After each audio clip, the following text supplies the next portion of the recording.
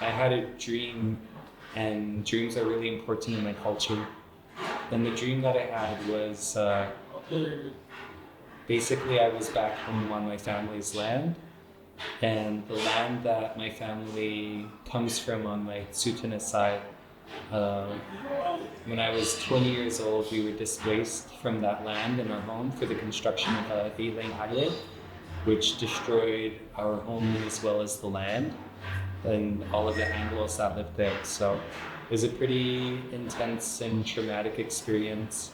A lot of it is paying tribute to the land that sustains us, as well as my culture and my identity, because I do feel just deeply connected to the land, and especially honoring, the native plants are really specific to my culture, and bringing medicine and bringing healing, and just reconnecting as I make these pieces. I just feel a little bit more connected to them. With this installation, Zora and I talked about doing kind of more of a community living room space. So we utilized the couch and the TV, and then I made a lamp out of the x-rays in the shape of a lodge, in the shape of a teepee.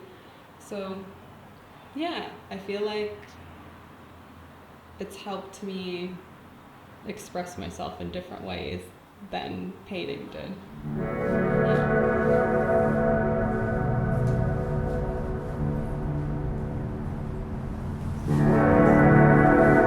We adorn our ears with shells and teeth.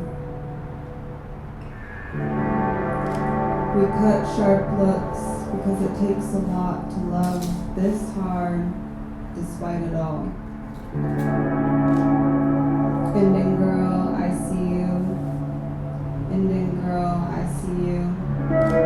Indian girl, I see you.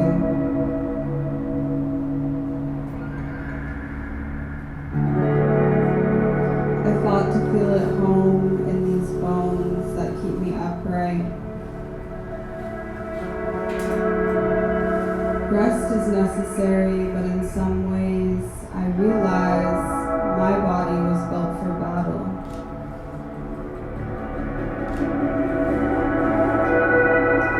My foremothers would concur. My foremothers would conquer some of the same tests I've been given and come out unscathed every time. And when the dust settles, I'll always call my own name and walk back to myself. Just like you taught me. Just like you taught me. Just like you taught me.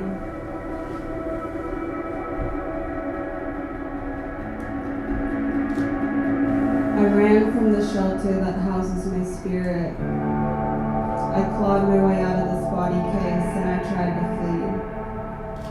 I attempted to gut this house, empty out the rooms, leaving nothing but a skeleton. I wanted to remove this shell and shatter it. retracing my steps to pick up the pieces time and time again. But this lodge was built sturdy and strong. It's protocol for it to be tended to tenderly, sacredly. This is where healing takes place. The old ones say, don't let that fire go out. Morrissey says, the queen is dead, and I say the empire is next. Morrissey says there is a light that never goes out. I say Morrissey's dead to me, because separating the art from the artist is something I'd never believe. Yes, I tried to burn this house down, because what they did made me feel unwelcome in my own territory. Yes, I will rebuild the wreckage, because everything flourishes after a prairie fire.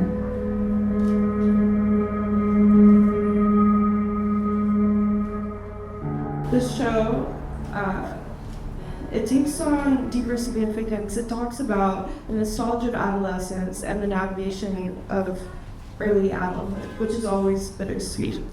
The artist explored the personal journeys of what belonging looks like as Indigenous in a post-colonial and imperial world, where the concept of home is layered with additional conflict and meaning.